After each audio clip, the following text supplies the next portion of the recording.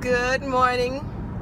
This is Sean checking in with another video. Thank you for stopping by my channel. So hit that like button, subscribe, and tell a friend about me. So I hate to talk about what everyone else is talking about, but everybody else is talking about it. And of course, you know, I like to use a teachable moment.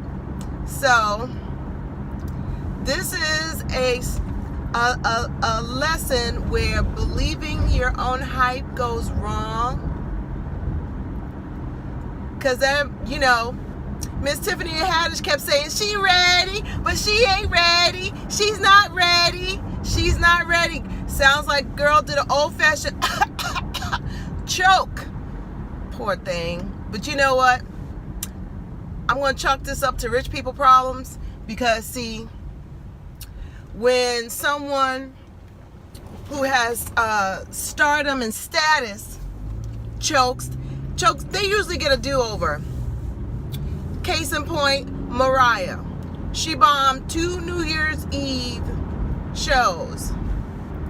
But I'm going to tell you, Mariah Carey is supposed to be in Chicago.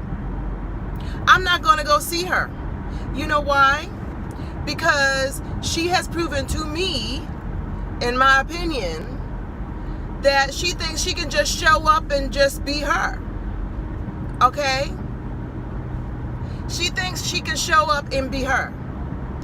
And Mariah Carey from the 90s is not the Mariah Carey today. It's not the same. It's not the same artist. Okay? So she feels like she has arrived and she has all her Grammys, and that what? She don't need to do any warm-ups. She doesn't need to drink some hot tea before she goes out and does a performance for something as big of a scale as New Year's Eve. Because all eyes are on you on New Year's Eve. So Miss Tiffany Haddish, you didn't read the book of Mariah Carey and know I better come correct on New Year's Eve. And you already know that the gauntlet, the white glove, was placed at your feet, girl. It was at your feet, girl. Please help me understand. Please help me understand. All right. So, for those of you who do not know, there have been clips going around. Actually, NAROB on YouTube has more than what I've seen scrolling on social media. And, girl, went on social media earlier that day, or New Year's Eve, that day, trying to promote her show for New Year's Eve, the night. She, in Miami, partying like it's 1999, girl was hungover then. And couldn't remember without stumbling about where she's going to be performing, all that stuff. Come to the night, girl either decided to take that old adage, if you got a hangover, feed a hangover with more drinks. I don't know what she was doing, but girl wasn't hydrating and taking the ibuprofen and trying to get herself together and read her jokes so she could be ready. Because she ain't ready. She wasn't ready. Now, you already got called to the carpet with Cat Williams. Cat Williams had to take a L because, you know, everybody is on Tiffany Haddish with the black girl magic. The black girl magic, you know, excellence, all this stuff. All these people take it up for Tiffany Haddish. Cat Williams was like, nah, she ain't really funny. We ain't seen her work. You know, can she hold a real set? And we're not talking about amateur night where they give you like the good 15, 20 minutes. But he was putting your craft on the line. He was calling you out.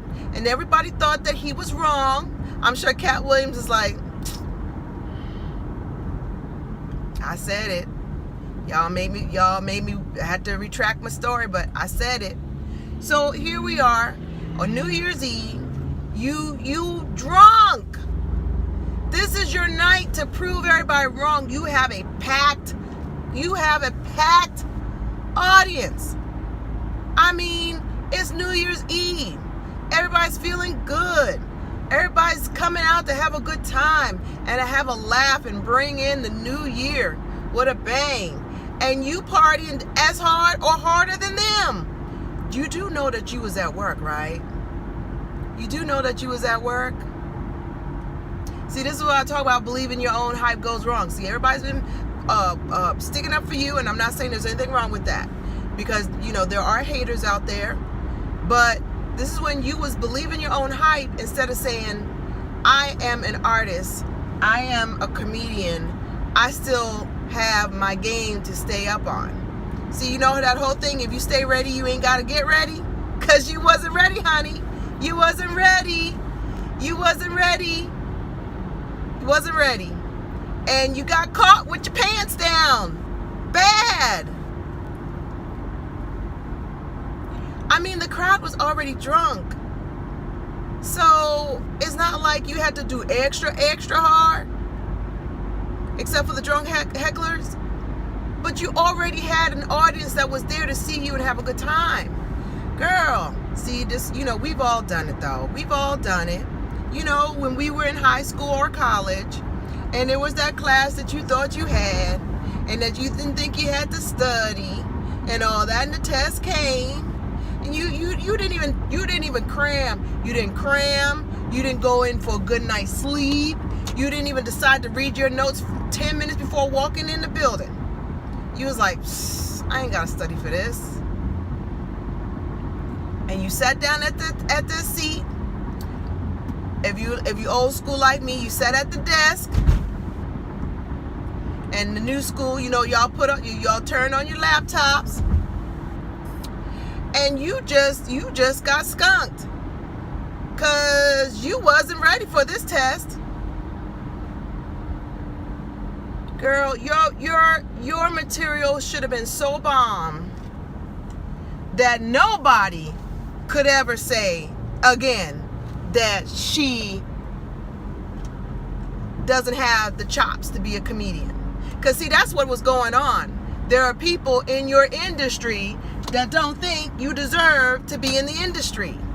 So New Year's Eve, which is a huge deal to be performing, showed you wasn't ready. But like I said, this is rich people problems, because you know what's going to happen? She probably is going to let a couple of days go by.